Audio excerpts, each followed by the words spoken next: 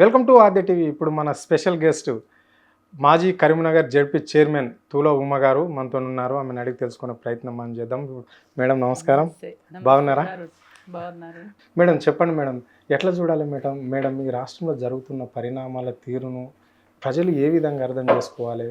మహిళల మీద అగత్యాలు మొన్నటికి మొన్న మనం చూసినాం. కేంద్ర మంత్రి కొడుకు బండి సంజయ్ గారి కొడుకు బండి భైరథ్ కూడా పోకో కేసు పెడితే ఒక 9 రోజులు దొరకని పరిస్థితి రాష్ట్ర పోలీసులకు.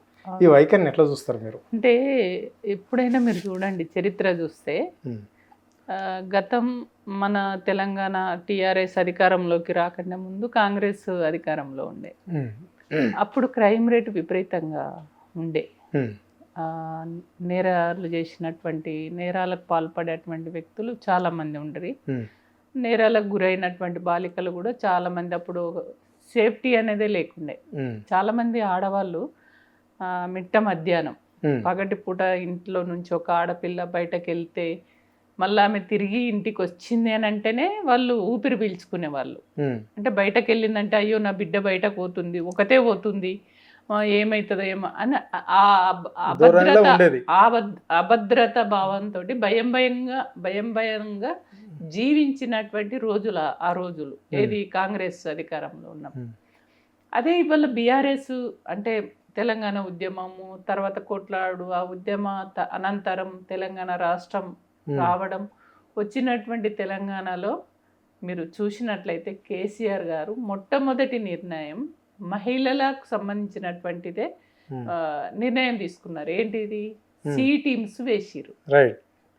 సి టీమ్స్ వేసి, అంటే మహిళలకు రక్షణ లేదు, నా ఆడబిడ్డలకు రక్షణ లేదు, నా ఆడబిడ్డలకు నేను రక్షణ కల్పించాలి, వాళ్ళకు అంటే ఒక భరోసాని ఇవ్వాలన్నటువంటి ఆలోచనతోటి మొట్టమొదటిసారి ఒక మంచి నిర్ణయం తీసుకున్నటువంటి వ్యక్తి కేసీఆర్ గారు. ఎప్పుడైతే తెలంగాణ వచ్చిందో తెలంగాణలో మహిళలు మంచిగా ధైర్యంగా, ఇక నాకు ఏం భయం లేదనేటువంటి నిర్భయంగా ధైర్యంగా ఒక ఊపిరి పీల్చుకున్నటువంటి పరిస్థితి. కాబట్టే మహిళలకు చాలా అవకాశాలు ఇచ్చిర్రు. అంటే కేసీఆర్ గారు ఇటు సి టీమ్స్ వేసి మహిళలకు రక్షణ కల్పించి ఒక భరోసా ఇవ్వడం కానివ్వండి, ఇవాళ ప్రభుత్వ స్కీములలో కూడా ఏ స్కీము తీసుకొచ్చినా కూడా మహిళలకు ప్రాధాన్యత ఇచ్చారు. ఆ తెలంగాణ రాకంటే ముందు క్రైమ్ రేట్కి, తెలంగాణ వచ్చిన తర్వాత క్రైమ్ రేట్కి చూడండి. అంటే మహిళలకు సెక్యూరిటీ అనేది ఉన్నది.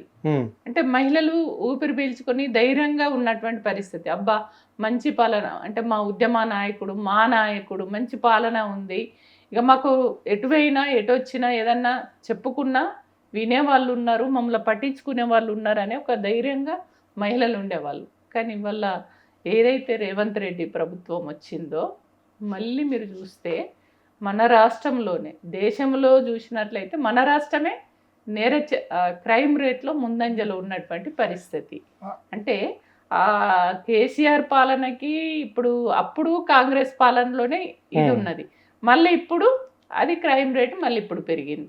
అందులో భాగంగానే మీరే అన్నారు ఇందాక, పోక్సో చట్టం అనేది ఉన్నది. పోక్సో చట్టం అంటే ఏంటి?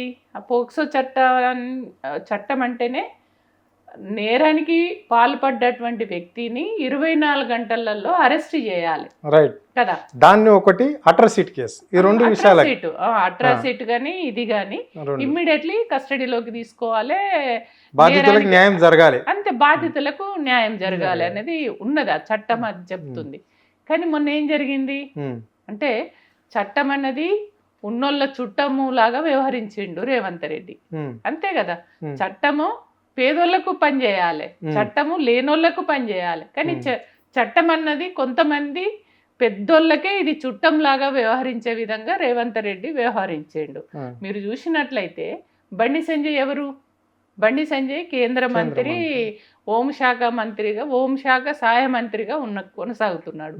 ఆయన కొడుకు ఒక మైనర్ బాలికను అత్యాచారం చేసిండు, మానసికంగా శారీరకంగా నానా రకాల ఆమెను పెట్టినటువంటి ఇబ్బంది ఇది పెట్టిరనేది లేకుండా అన్ని రకాల ఇబ్బందులు పెట్టి మళ్ళీ దాని నుంచి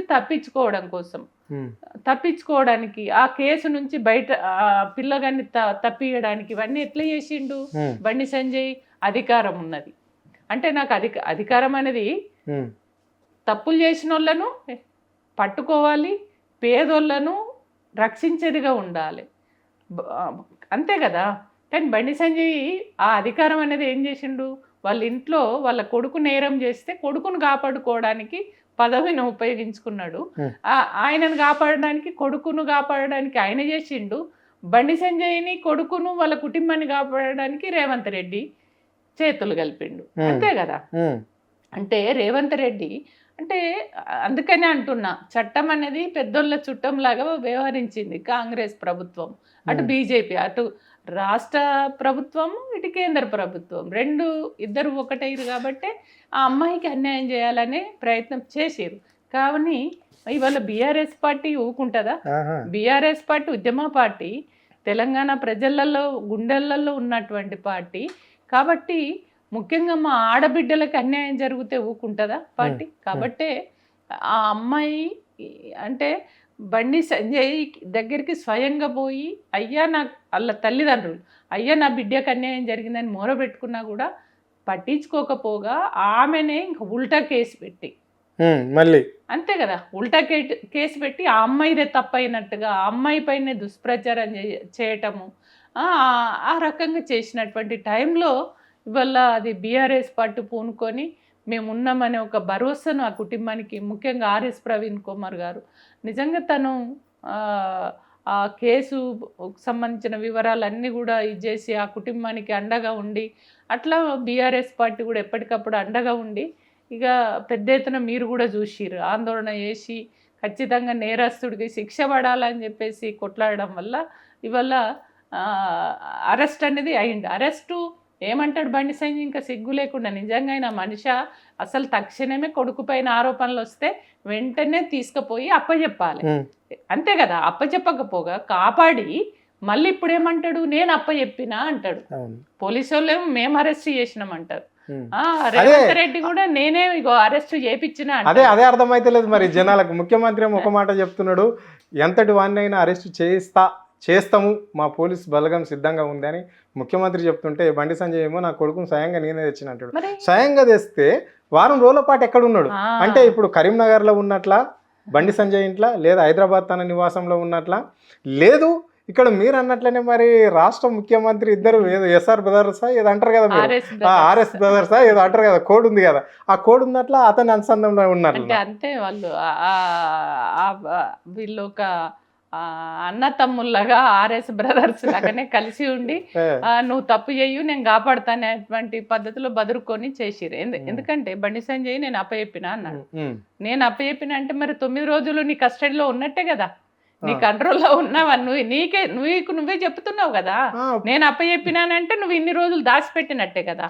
మరి నేరానికి పాల్పడ్డ నీ కొడుకుని, ఒక మైనర్ బాలిక ఒక అత్యాచారానికి పాల్పడ్డ నీ కొడుకును కాపాడినావు కదా. తప్పు చేసిన కాపాడడం అంటే పోక్సో చట్టం అంటే దాన్ని నేరం చేసినోడు, ఆ నేరానికి పాల్పడి మళ్ళా కేసు నుంచి పక్కదారి పట్టి ఇచ్చడానికి ప్రయత్నం చేసినోడు కూడా నేరస్తుడే. అంటే నేనేమంటున్నా, కొడుకు మైనర్ బాలిక పైన అత్యాచారం చేసిండు, ఆయనను కాపాడడానికి బండి సంజయ్ చేసిండు, 9 రోజులు కాపాడిండు, ఏది అరెస్ట్ కాకుండా ఆయననే కాపాడిండు. ఇప్పుడు నేను అప్పచెప్పినాని అంటున్నాడు కాబట్టి ఆయననే ఒప్పుకున్నాడు, నేను ఇన్ని రోజులు కేసు నుంచి బయటపడగొట్టడానికి ఇన్ని రోజులు ఉంచుకున్నా, ఇగో ఇప్పుడు అప్పచెప్పుతున్నానని. అంటే ఈయన కూడా మొదటి ముద్దాయి అవుతాడు కదా, ఆ నేరానికి పాల్పడ్డాడు అనేది. బండి సంజయ్ కొడుకేమో బండి భగీరథ్ ఏమో A1 అవుతాడు, కానీ నేనేమంటా అంటే ఇప్పుడు A1 బండి సంజయ్ అంటున్నా, అంతే కాపాడినోడే కదా. కరీంనగర్ లో ఒక యాత్ర పెట్టినప్పుడు రోడ్ షోలో బండి సంజయ్ ఒక మాట మాట్లాడాడు మేడం. ఏం మాట్లాడిండు, మీ కోసము ఈ జిల్లాకు సంబంధించి ఈ ప్రజల కోసం, నన్ను నమ్ముకున్న ప్రజల కోసం నేను నిరంతరం కష్టపడడం వల్ల, మిమ్మల్ని పట్టించుకోవడం వల్ల నా కుమారుణ్ణి పట్టించుకోలేను అన్నాడు ఆయన. ఇది ఈరోజు నేను ఎదుర్కొంటున్న సమస్య. అయినా నా కొడుకు నాకు చెప్పాడు నేను తప్పు చేయలేను, అమ్మాయితోటి నా ఫ్రెండు నాకు కలిసిన మాట నిజమే కానీ నేను తప్పు చేయలేనని చెప్పిండని చెప్పేసి ఆయనే చెప్పడం జరిగింది. మరి దీని అంతా ఏం దాగి ఉన్నది? మళ్ళీ పోలీస్ అధికారేమో ఫోన్ స్విచ్ ఆఫ్ అంటారు. 9 రోజులు మరి ఆయన ఎక్కడున్నట్లా? ఏడ దాగినట్ల. అంటే పోలీసులు కాపాడిరు అనేది అర్థమవుతుంది కదా. రేవంత్ రెడ్డి డైరెక్షన్ లో ఇటు బండి సంజయ్ ఇటు రేవంత్ రెడ్డి ఇద్దరు బదురుకొని ఇద్దరు కాపాడాలని ఒక నిర్ణయంతో జరిగింది. అది తప్ప పోలీసులది ఏముంది, పోలీసులు కూడా వాళ్ళు చెప్పిన వాస్తవంగా పోలీసులు వాళ్ళ పని వాళ్ళు చేయాలి. ఎక్కడ నేరం జరిగితే అక్కడ నేరస్తుని పట్టుకోవాలి, వెంటనే కస్టడీలోకి తీసుకోవాలి. కానీ అది జరగట్లే ఈ రాష్ట్రంలో. ఇప్పుడు ఇవాళ రేవంత్ రెడ్డి డైరెక్షన్ కేంద్రం అయ్యేసరికి ఇక్కడ కేంద్ర మంత్రి కాబట్టి బండి సంజయ్ డైరెక్షన్, ఇద్దరి డైరెక్షన్ లో పోలీసులు పనిచేసిరే తప్ప బాధితురాలు ఎవరైతే తను బాధ ఏదైతే ఉందో, తను ఏదైతే అయ్యా నాకు న్యాయం చేయండి అని చెప్పేసి అన్నదో ఆ అమ్మాయిని అయితే ఎవరు పట్టించుకోలే.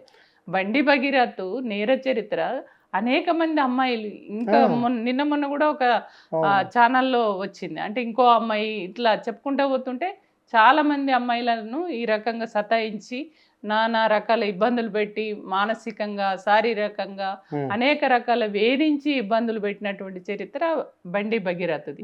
అట్లాంటి భగీరథ్ ఇత్తొక్కటైతే చెట్టొక్కటి కాదన్నట్టు నిజంగానే బండి సంజయ్ ఏంది, ఆయన చరిత్ర ఏంది మనం చెప్పుకుంటా, కింది నుంచో వచ్చిండొచ్చు, కానీ మరి నువ్వు ఇట్లా తప్పు చేసిన వాళ్ళని కాపాడుతున్నావు, ప్రజల కోసం ఏం చేసిండు ఆయన చెప్పండి నాకు ఒకసారి. అంటే నేను నేరం చేయలేదు, నా కొడుకుతోటి మాట్లాడినా, నాకే అమ్మాయి తెలుసు నేను తప్పు చేయలేదు అని నువ్వు కాదు కదా, నువ్వు ఎట్లా డిసైడ్ చేస్తావు తప్పు చేసిండా లేదా అనేది? ఆధారాలతో సహా వాళ్ళ కుటుంబ సభ్యులే చెప్తున్నారు కదా.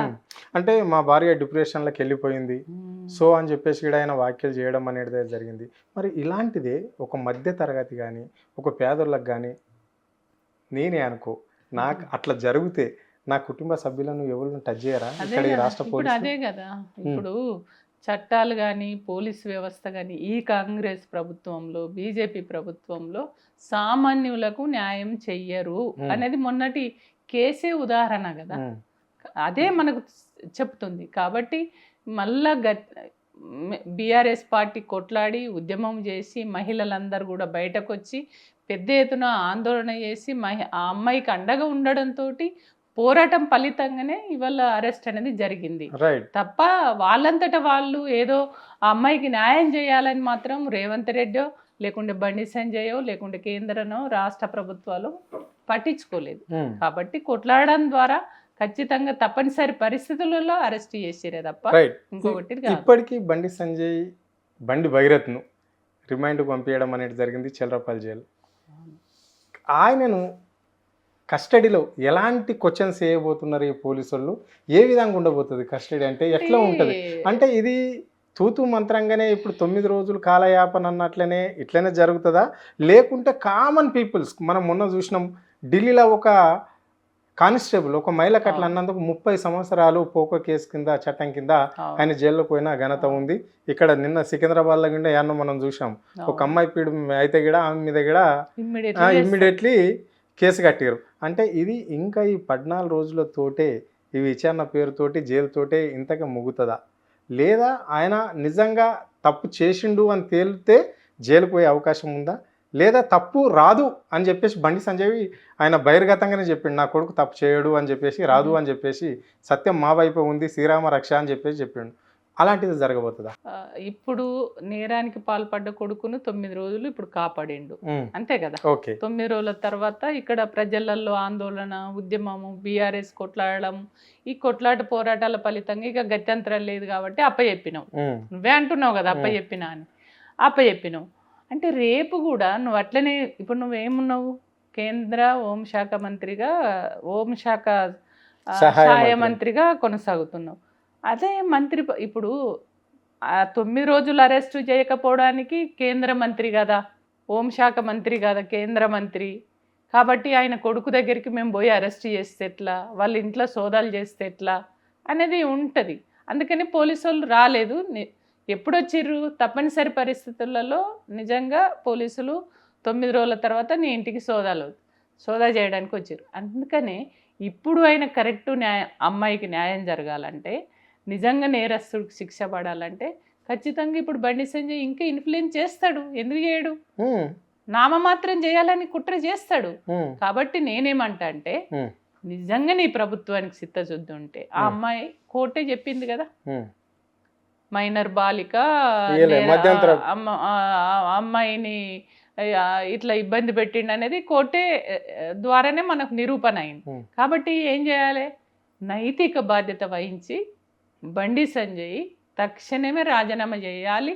బండి సంజయ్ని కూడా వీళ్ళు కస్టడీలోకి తీసుకోవాలి. అప్పుడు బండి భగీరథకు శిక్ష పడుతుంది, ఏది మైనర్ బాలికకు న్యాయం జరుగుతుంది అనేది మనం నమ్మొచ్చు. కానీ ఇంకా నువ్వు పదవిలోని కొనసాగి ఇంకా నువ్వు కేసును పక్కదారి పట్టేయడానికే నువ్వు దాన్ని ఉపయోగించుకుంటావు అనేది దీన్ని బట్టి ప్రజలు కూడా అంటే ఒక చర్చ జరుగుతుంది. రైట్. ఇప్పుడు బండి సంజయ్ రాజీనామా అనేది బీఆర్ఎస్ పార్టీ విధానమా, లేకుంటే ఒక మహిళగా మీరు చెప్తున్న రీతి అనుకోవచ్చా, ఈ రాష్ట్ర ప్రజల తరపున మాట్లాడుతున్నట్లు అనుకోవాలి? నేను ఒక మహిళగా చెప్తున్నా. అంటే బీఆర్ఎస్ పార్టీ డిమాండ్ కాదు, ప్రజల నుంచి వస్తుంది డిమాండ్, మహిళల నుంచి వస్తున్నది డిమాండ్. అంటే ఒక తప్పు చేసిన వ్యక్తి నీ కొడుకే అయినప్పుడు నువ్వు 9 రోజులు కాపాడి ఇంకా మేము తప్పు చేయలేదని అమ్మాయినే ఇంకా బెదిరించి ఓపెన్గా బెదిరించాడు. మీరు చూడన్న, ఇందాక అన్నారు కరీంనగర్లో హనుమాన్ యాత్ర పెట్టినప్పుడు అక్కడ భక్తి గురించి శోభాయాత్రలో ఏం మాట్లాడిండు, నా పైన నా కొడుకు పైన అనవసరమైన ఆరోపణలు చేస్తున్నారు, నా కొడుకు నీతిమంతుడు నిజాయితీమంతుడు అని చెప్పేసి చాలా గొప్పలు చెప్పేసి కావాలని చేస్తున్నారు, ఒక్కొక్కళ్ళ సంగతి చూస్తా అంతు తేలుస్తా అని అన్నావు. అంటే ఓపెన్గా నువ్వు డాగేస్తున్నావు, ఓపెన్గా నువ్వు బెదిరిస్తున్నావు, బ్లాక్మెయిల్ చేస్తున్నావు ఒక కేంద్ర మంత్రిగా. గవి జాలవా పోలీసు వాళ్ళకి ఇప్పుడు బండి సంజయ్ని అరెస్ట్ చేయడానికి? ఒక కేంద్ర మంత్రిగా గట్లాంటి మాటలు మాట్లాడొచ్చా? ఎవరిని బెదిరిస్తున్నావు? అంటే నీ కొడుకు, నువ్వు, నీ కుటుంబం ఎవరే తప్పు చేసినా డైరెక్ట్ చెప్తున్నాడు కదా, ఇండైరెక్ట్ గా బీఆర్ఎస్ అని చెప్తున్నాడు కదా, బీఆర్ఎస్ వాళ్ళనే కదా బెదిరించింది. అక్కడ మాట్లాడిన బీఆర్ఎస్ వాళ్ళని బెదిరిస్తున్నాడు, మైనర్ బాలిక కుటుంబాలను బెదిరిస్తున్నాడు. అంటే ఎవరు నిన్ను ప్రశ్నిస్తే, ఎవరు నిన్ను నిలదీస్తే వాళ్ళను నువ్వు బెదిరిస్తున్నావు కదా, బ్లాక్ మెయిల్ చేయడమే కదా. నీ అంతు తెలుస్తా ఏం చేస్తావు నువ్వు? అంత భయపడుకుంటూ ఉండేటోళ్ళు లేరు కదా. నీ భయానికి ఎవరు దాన్ని ఏమంటారు, బెదిరించి భయపెట్టి ఏదో చేద్దామని చూస్తే ఎవరు ఊకుండేటోళ్ళు లేరు. ఖచ్చితంగా ప్రశ్నిస్తారు. తప్పు చేసిన వాళ్ళకు శిక్ష అనేది తప్పదు. కాబట్టి నేనేమంటున్నంటే తప్పు చేసిండు కాబట్టి తప్పు చేసిన వాళ్ళకి శిక్ష పడాలంటే ఆ నైతిక బాధ్యత వహించి బండి సంజయ్ రాజీనామా చేయాలి. చేస్తేనే నిజంగా అప్పుడు న్యాయం అనేది జరుగుతుందేమో అని నేను. రైట్. మీరు ఇక్కడ సోషల్ మీడియాను వేదికగా చేసుకొని కేసీఆర్ కుమారుడు ఇదంతా చేస్తున్న ఒక నాటకం అని చెప్పేసి ఈడైనా డైరెక్ట్ ప్రెస్ మీట్లో చెప్పిండు. దీన్ని ఎట్లా చూస్తారు? ఇదంతా సోషల్ మీడియా అంతా కేటీఆర్ కన్సందంలో నడుస్తుంది అంటుండు, నిజమేనా? అది నిజం ఉన్నదా? ప్రజలు చెప్పాలి. ఎందుకంటే కేటీఆర్ ఇవాళ సోషల్ మీడియా అంటే ఎక్కడనో లేదు. ఇవాళ తెలంగాణ ఉద్యమంలో ప్రతి ఒక్కరు కూడా ప్రతి కుటుంబం నుంచి పనిచేసారు, తెలంగాణ కావాలనే ఆకాంక్షతోటి కొట్లాడారు. బీఆర్ఎస్ పార్టీ ఎక్కడి నుంచి వచ్చింది? ఉద్యమ పార్టీ కదా. ప్రజల పక్షాన ఉండి కొట్లాడి ప్రజలందరి సహాయ సహకారాలతోటి తెలంగాణ తెచ్చుకుంది. ఈ తెలంగాణను కాపాడుకునే అవసరం ఎవరికి ఉంటుంది? తెలంగాణ ప్రజలకు కదా. కాబట్టి ఇవాళ తెలంగాణ ప్రజలందరూ కూడా సోషల్ మీడియా మెయింటైన్ చేస్తారు. చదువుకున్న ప్రతి ఒక్కరు కూడా సోషల్ మీడియానే. అది ఇక నువ్వు కేసీఆర్కు ప్రజల నుంచి కేసీఆర్కు అనుకూలంగా ఏ పోస్ట్ వచ్చినా కూడా బీఆర్ఎస్ అంటే అవును, బీఆర్ఎస్ అంటే ఖచ్చితంగా బీఆర్ఎస్ సపోర్టర్సు ప్రజలు బీఆర్ఎస్ పక్షాన ఉండి కొట్లాడుతున్నారు అంతే తప్ప కేటీఆరే చేపిస్తున్నాడు అంటే ఒకళ్ళు చేపిస్తే నువ్వు చేస్తారా? సోషల్ మీడియా ప్రజల గుండెల నుంచి వస్తుంది. ప్రజలు కేటీఆర్ను కానీ కేసీఆర్ గారిని బీఆర్ఎస్ పార్టీని బదనం చేయడం కోసం నువ్వు ఏ మాట మాట్లాడినా కూడా ప్రజలు జీర్ణించుకోరు. ఇవాళ కేసీఆర్ ఏందో, కేటీఆర్ ఏందో, బీఆర్ఎస్ ఏందో ఇవాళ ప్రజలందరికీ కూడా తెలుసు. వాళ్ళ గుండెలలో ఉంది బీఆర్ఎస్ పార్టీ. రైట్. ఇంత జరిగినాక కూడా సూటిగా చెప్పాలి ఈ ప్రశ్నకు మీరు ఆన్సర్. సో బండి సంజయ్ పదవి పోతుంది అని చెప్పేసి ఇక్కడ చాలామంది అనుకుంటున్న మాటలు. అంటే ఇక్కడ ప్రధానంగా 3 పేర్లు వినబడుతున్నాయి. ఒకటి ఈటల రాజేందర్ అని, ఇంకోటి అరవిందు అని చెప్పేసి ధర్మపురి, డీకే అర్ణ అని. ఈ ముగ్గుట్లో ఎవరికి దక్కే అవకాశం ఉంది ఈ పదవి పోతే ఈ కేసులో? ఈయనదైతే పోవాలి ముందు. నా డిమాండ్ ఖచ్చితంగా తక్షణమే ఆయన మనిషి అయితే ఆయన తక్షణమే నైతిక బాధ్యత వహించి రాజీనామా చేయాలి. అంతే కదా, నేరం చేసినట్టు నిరూపణ అయిపోయింది, కోర్టు నుంచి నీకు కోర్టులోనే తేలింది, తెలిసి నీ కొడుకు అరెస్ట్ అయ్యి ఉన్నాడు, తప్పు చేసిండు, కాబట్టి నువ్వు నైతిక బాధ్యత వహించాలి కదా, నీకు నువ్వే రాజీనామా చేయాలి. చేయలేదు, కానీ అది బీజేపీ పార్టీకి సంబంధించిన అది చెప్పలేరంటారు. ఈయన రాజీనామా చేస్తే అరవింద్కి ఇస్తారా, ఈటలకి ఇస్తారా, డికే అరుణ గారికి ఇస్తారా, ఎవరికి ఇస్తారా అనేది వాళ్ళ పార్టీ నిర్ణయించుకుంటుంది. వాళ్ళ పార్టీకి సంబంధించింది మనం ఏం చెప్పలేం కదా. Right right right. ఇది ఇట్లా ఉంటే మీరేమంటున్నారు, కేసీఆర్ ఏమో మహిళలను ప్రామాణికంగా తీసుకొని ఇక్కడ పరిపాలన కొనసాగించుండు అని చెప్పేసి మీరు అంటున్నారు. మరి ఇక్కడ ఈ రాష్ట్ర ముఖ్యమంత్రి కూడా అదే చేస్తున్నాడు కదా, 1 కోటి మంది మహిళలను కోటేశ్వరాలను చేస్తామని చెప్పేసి చెప్తున్నాడు, చేస్తున్నాడు. ఇక్కడ ఉచిత బస, మహిళలకు ఇప్పుడు ఒక కొత్త రేషన్ కార్డు కావాలంటే నాకు ఇస్తలేరు, మహిళనే కావాలంటారు కదా, అబ్బాయిలను అవసరం లేదని చెప్తున్నారు. ప్రతి కూడా వాళ్ళు కూడా అదే మహిళలకి ప్రాముఖ్యత ఇస్తున్నారు. 2500 కాబట్టి అత్తకేమో 4000 పెన్షన్ ఇవ్వబట్టే, వీళ్ళకేమో 2500 ఇవ్వబట్టే, అన్నిటికీ మహిళలే. ఎక్కడ మీరే చూడండి, మహిళల్ని కోటీశ్వర్లను, మా అక్క చెల్లెలను కోటీశ్వర్లను చేస్తా అని అన్నాడు. ఏం చేసిండు చెప్పండి. ఇప్పుడు కేసీఆర్ ఇచ్చిన 2000 పెన్షన్ను నేను 2500 అన్నాడా, అప్పుడు ఒకటి ఇస్తే నేను 2 ఇస్తా అన్నాడు. కళ్యాణ లక్ష్మికి తోడు తులం బంగారం అన్నాడు. చదువుకునే పిల్లలకు స్కూటీ ఇస్తా అన్నాడు, ఉపాధి అవకాశాలు కల్పిస్తా అన్నాడు. ఇలా చెప్పుకుంటూ పోతే ఇప్పుడు కేసీఆర్ అప్పుడు ఏం చేసిండు, ప్రెగ్నెన్సీ లేడీకి అంటే కేసీఆర్ కిట్టు ఇచ్చిండు. ప్రెగ్నెన్సీ అని గర్భవతి అని తెలిసిన వెంటనే ఆమెను 12,000, అబ్బాయి అయితే 12,000, అమ్మాయి అయితే 13,000 ఇచ్చిండు. ఆ అమ్మాయిని అంటే మంచి ఫుడ్ కూడా పెట్టిండు, అంగన్వాడీ సెంటర్ పోషకాహారం పెట్టిండు. మళ్ళీ ఒకటి దవాఖానకు పోవాలంటే కూడా అంబులెన్స్ పంపించి, ఆ వెహికల్ పంపించి తీసుకొచ్చి మళ్ళీ తీసుకుపోయి దింపినటువంటి సందర్భం ఉంది. ఇట్లా మహిళలకు చేసింది ఎవరన్నా ఉన్నారా అంటే అది కేసీఆర్ చేసిండు. కాబట్టి ఈయన కాంగ్రెస్ సంబంధించిన ప్రభుత్వం వచ్చిన తర్వాత రేవంత్ రెడ్డి మహిళలకు నేను కోటీశ్వర్లు చేస్తాను మాటలలోనే తప్ప చేతలలో లేదనేది దీన్ని బట్టి మనకు, అందుకే అంటున్నారు మా అక్క చెల్లెళ్ళు, ఊళ్ళకి పోతా కదా నేను ఎక్కడికి పోయినా కూడా ఏమో రేవంత్ రెడ్డి అప్పుడు ఏదో చెప్పిండు, ఆ చెప్పిన మాటలు అన్ని నమ్మినాం అక్క, కానీ ఒక్కటి కూడా చేస్తలేడు. అప్పుడు మా కేసీఆర్ ఒక పెద్ద అన్నలాగా, మేనే మామలాగా, అన్నలాగా మాకు అన్ని ఏ అవసరం ఉన్నా తనే చూసుకునేవాడు, మాకు మేము మంచిగా ధైర్యంగా ఉండేవాళ్ళం. కానీ ఇప్పుడు రేవంత్ రెడ్డి వచ్చినాక మేము ఆయన మాటలు నమ్మినాం, మోసపోయినాం, తెలిసి తెలియక ఓటు వేసినాం, కయ్యల పడ్డాము అని అంటున్నారు. మీరు ఇట్లా మాట్లాడతారు మేడం, ఆయన ఎంత మంచి చీరలు ఇచ్చిండు రేవంత్ రెడ్డి, బతుకమ్మ పేరు మీద మీరు ఏదో అంటే ఆయన చెప్పిన మాటలు నేను చెప్తున్నా, ఏదో కేసీఆర్ కేటీఆర్లు వాళ్ళ ప్రయోజనాల కోసము వాళ్ళ కమిషన్ల గురించి ఏదో మహిళలకు బతుకమ్మ పేరు మీద మోసం చేస్తున్నారు, మామూలు చీరలు ఇస్తున్నారు, మేము అధికారంలోకి వచ్చినాక 1000ల్లో ఇస్తాం, 5,000 నుంచి 10,000 దాకా ఇచ్చే అవకాశం కనిపిస్తుంది అనుకుని చెప్పేసి రాష్ట్ర ప్రజలు ఓటేశారు, బ్రహ్మాండమైన చీరలు ఇచ్చారు, పెద్దవాళ్ళు కట్టుకుంటే అట్లా ఉండే. మరి దీన్ని చూసిండ్రా చీరలు అసలు ఎంతమందికి ఇచ్చిండ్రు, ఆ ఇచ్చిన చీరలు కూడా 200-300 చీరల కంటే అంత ఎక్కువ ఏమి ఉండదు, 500 కావచ్చు లాస్ట్ అంతే తప్ప. అంటే మహిళా సంఘాలలో పనిచేసే వాళ్ళకి అంతేనా, అంతే కదా బ్లూ అంటే ఇది ఈ చీరలు మళ్ళా చీరలు కూడా ఎప్పుడు ఇచ్చిర్రు, మన కేసీఆర్ గారేమో పండుగల సందర్భంగా, క్రిస్మస్ పండుగ వస్తే క్రిస్టియన్స్ కి, బక్రీ అది రంజాన్ వస్తే ముస్లిమ్స్ కి, అట్లా దసరా పండుగ వచ్చినప్పుడు మనోళ్ళకి హిందువులకి ఇచ్చిర్రు. అంటే ఒక పండుగ సందర్భంగా ప్రతి ఒక్కరం కూడా పండుగ సందర్భంగా కొత్త బట్టలు వేసుకోవాలి అని, కానీ ఆ కొత్త బట్టలు వేసుకోవడానికి అందరికి స్తోమత ఉండదు. అంటే పాపం పండుగ చేసుకోవాలంటే వాళ్ళ బట్టలు వాళ్ళ పిల్లలు కుటుంబానికి అందరికీ ఇవ్వాలనే దాంతో పండుగల సందర్భంగా మా అక్క చెల్లెళ్ళు అందరూ కూడా అన్నతమ్ములు సంతోషంగా ఉండాలని ఇచ్చారు. కానీ రేవంత్ రెడ్డి ఎప్పుడు ఇస్తున్నాడు కాంగ్రెస్ ఏది మన ఇందిరాగాంధీ పుట్టినరోజు సందర్భంగానో రాజీవ్ గాంధీ పుట్టినరోజు సందర్భంగా ఎప్పుడో ఒకసారి ఇచ్చుడు, అవి కూడా సగం అంగన్వాడీలకు ఇస్తున్నాడు, ఆశా వర్కర్స్ కి ఇట్లా ఇస్తున్నాడే తప్ప సామాన్య ప్రజలకు ఎక్కడ ఇచ్చిండ్రు? ఇవ్వలేదు కదా, అసలు ఇవ్వలే.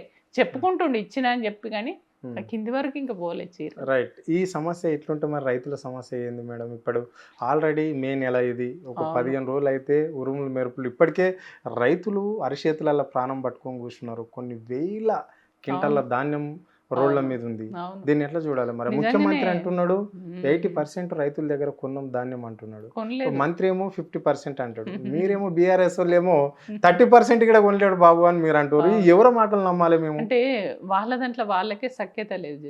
చూడండి, ఒక ఆయన ఇంకోటి చెప్తాడు, ముఖ్యమంత్రి ఒకటి చెప్తాడు, మంత్రి ఒక రకంగా చెప్తున్న పరిస్థితి. మీరు గ్రామాలకు పోయినప్పుడు కళ్ళల్లో ఎక్కడ పోసిన కుప్పలు అక్కడే ఉన్నటువంటి పరిస్థితి.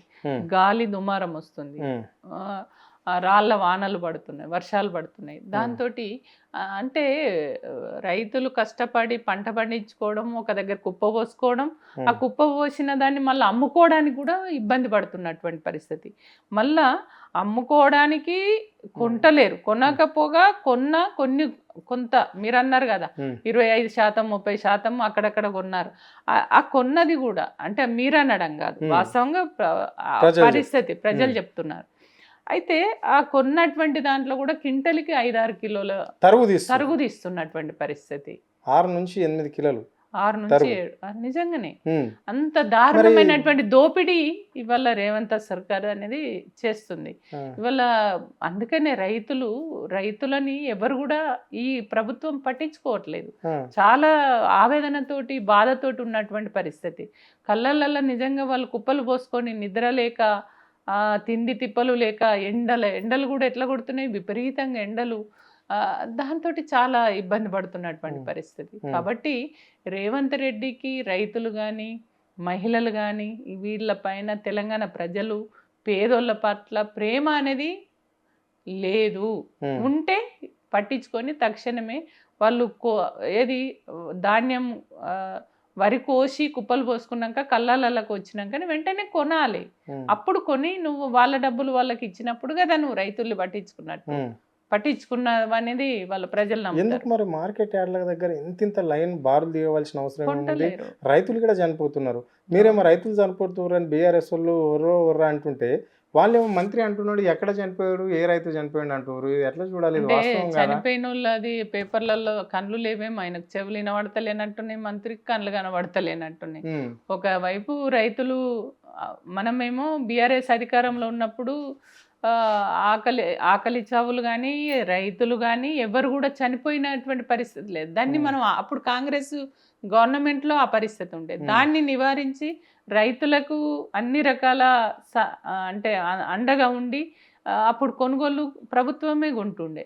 ప్రభుత్వమే కొని తరుగు కూడా అప్పుడు కిలోనో 2 కిలోలో తరుగు వాళ్ళు మిల్లర్స్ ఎవరన్నా తీసుకుంటే దాన్ని కూడా పెద్ద ఇష్యూ చేసిర్రు కాంగ్రెస్ పార్టీ. కానీ ఇవల్ల 7-8 కిలోలు తరుగు తీస్తుంటే కూడా మీరు దళారీల వ్యవస్థతోటి నడుపుతున్నారంటే దీన్ని ఏమనుకోవాలి? అంటే రైతుల గురించి ఎంత పట్టించుకుంటుంది ప్రభుత్వం అనేది దీన్ని బట్టి మనకు అర్థమైంది. రైట్. ఇక్కడ మేడం, బీఆర్ఎస్ గవర్నమెంట్ ఉన్నప్పుడు ఏ విధంగా కొంటుర్రు రైతుల పంటను, ఇప్పుడు ఎందుకు కొనలేకపోతుంది? ఆల్రెడీ మార్చి ఏప్రిల్ ఫస్ట్ వీక్నే పంట మొత్తం ఇంటికి వచ్చేస్తుంది రైతుకు. ఆయన కళ్ళల్లో ఆనందం తట్టుకోలేకపోతాడు ఆ పంటను చూసి. ఒక 10-15 రోజులల్లా ఆ రైతు అమ్మడానికి ప్రయత్నం చేస్తాడు. మరి ఇప్పటికీ నెల అయిపోయింది, 2 నెలలకు దగ్గరకు వస్తుంది. ఇంకో వారం రోజులు అయితే అకాల వర్షాలు ఇప్పుడే గడగడ వణికిపోతున్న పరిస్థితి కనిపిస్తుంది. మరి ఎందుకు కొనలేకపోతున్నది ప్రభుత్వం? ఎందుకు ఇంత రైతుల పట్ల ఇంత కక్ష? ప్రభుత్వానికి ఆ చిత్తశుద్ధి అనేది లేదనేది మనకు అర్థమవుతుంది. అంటే వాళ్ళ బాధ, వాళ్ళ ఆవేదన, వాళ్ళు పడ్డ కష్టము వీళ్ళు పడితే కదా. రేవంత్ రెడ్డికి ఏం అవసరం? 100 ఎకరాల భూమి ఉంది రేవంత్ రెడ్డికి. ఆయన రైతే కదా. ఆయనకు ఆ కష్టం అనేది ఆయన దాంట్లో నుంచి ఏదో దాని మీదనే ఆధారపడి బతుకుతలేడు కదా.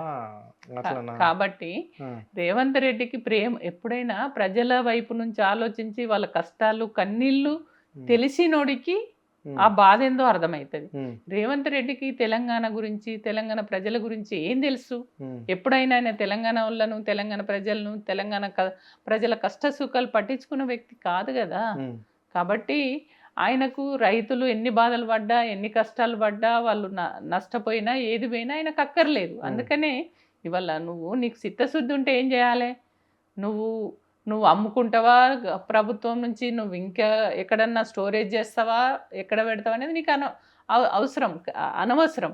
కానీ నువ్వు ప్రజల నుంచి అయితే రైతుల నుంచి అయితే కొనాలి కదా, కొని నువ్వు వాళ్ళకైతే అండగా ఉండాలి కదా ప్రభుత్వం.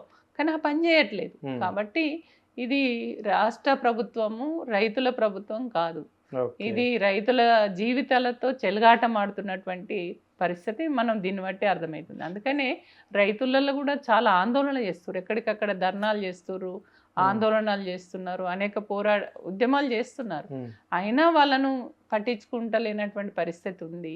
కానీ ఇప్పటికైనా రేవంత్ రెడ్డి కళ్ళు తెరిచి ఆ రైతులు ఏదైతే పంట పండించి కళ్ళల్లో కుప్పలు పోసుకొని ఉన్నారో ఆ ధాన్యాన్ని వెంటనే కొంటే మంచిగా ఉంటుంది. రైట్.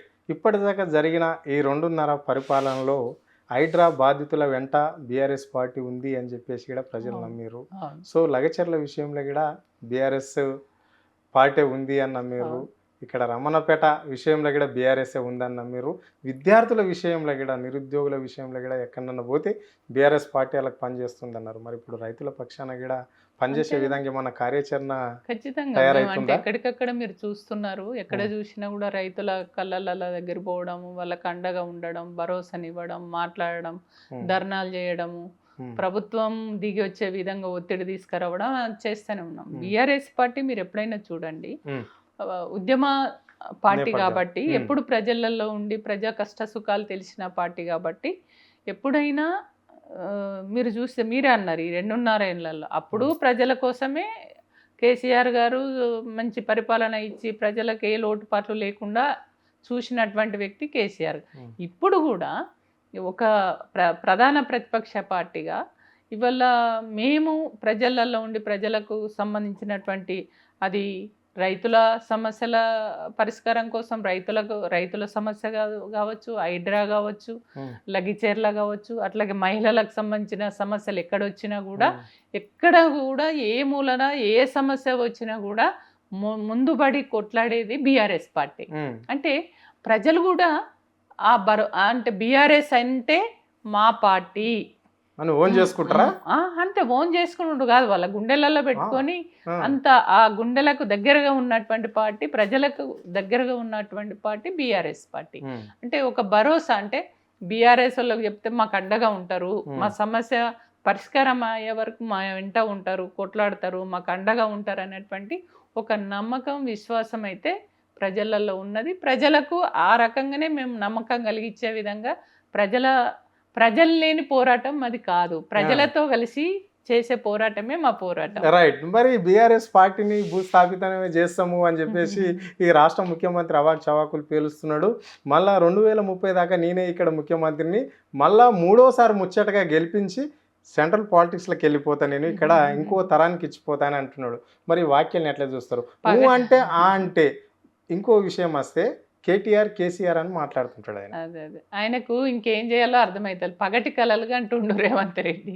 పగటి కళలు ఎట్లా అంటే, ఇప్పుడు ఏదో అడ్డదారులలో అధికారంలోకి వచ్చిండు, ఇంకా నేను 30 ఏళ్ళు ఉంటే నీ జాగిరా ఏమన్నా, నీ జాగిరా, రాష్ట్రాన్ని వెళ్ళినా రేపు దేశాన్ని కూడా వెళ్తా అంటే నీ జాగిరా ఏమన్నా, ప్రజలు కదా తేల్చాలి. ప్రజలు ఇంకా ఇప్పుడు 2.5 ఏళ్ళు అయింది, ఇంకా 2.5 ఏళ్ళు ఉంది. ఆ 2.5 ఏళ్ళ తర్వాత నువ్వు ఉంటావా పోతావా అనేది రేపు ప్రజలు కదా తేల్చేది. నీకు నువ్వే పట్టా చేసుకొని ఇక పట్టా ఉంది నాకు ఈ రాష్ట్రంలో కేంద్రంలో అంతా నేనే ఉంటానంటే నువ్వు అంటే అయిపోతుంది. పగటి కళలు కనని, సంతృప్తి పడని. కానీ రేపు ప్రజలు మాత్రం ఏం చేయాలో తీసి ఎక్కడ బొంద పెట్టాలో అక్కడ బొంద పెడతారు. ఆ భయానికే కదా ఏ ప్రభుత్వం కూడా ఇంత తక్కువ టైంలో ఇంత వ్యతిరేకత ప్రజలలో రాలేదు. ప్రజల వ్యతిరేకంగా అంటే ప్రజల నుంచి ఎంత వ్యతిరేకం అంటే మీరు చూస్తే ఏ ముఖ్యమంత్రిని కూడా మహిళలు కావచ్చు, పబ్లిక్ కావచ్చు, ఆయన తిట్టినన్ని బూతులు ఇంకెవరిని తిట్టలేదు, ఏ ముఖ్యమంత్రిని తిట్టలేదు.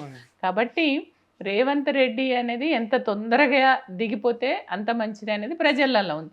అది పసిగట్టినటువంటి రేవంత్ రెడ్డి ఏం చేస్తున్నాడు, ఎక్కడ ఏ మూలకు పోయినా బీఆర్ఎస్ బీఆర్ఎస్ బీఆర్ఎస్, కేసీఆర్, కేటీఆర్, హరీష్ రావు, వీళ్ళ పేర్లు వీరే బీఆర్ఎస్ పార్టీ పేరే వినబడుతుంది.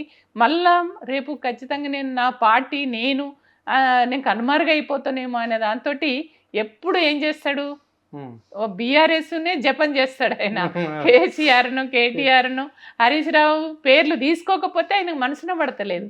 కాబట్టి ఏదో ఒక రకంగా బదనం చేయాలి, ప్రజల నుంచి దూరం చేయాలి, ప్రజలకు దూరం చేయాలి అనేటువంటి ఒక ధోరణితో ఆయన ఆ రకంగా మాట్లాడుతున్నాడే తప్ప భయంతో మాట్లాడుతున్నాడు మాటలు అవి, అంతేగాని ఆయన బీఆర్ఎస్ను లేకుండా చేస్తాను లేకుంటే కేసీఆర్ని ఇంకేదో చేస్తాను అని అంటే అది సాధ్యమయ్యేది కాదు.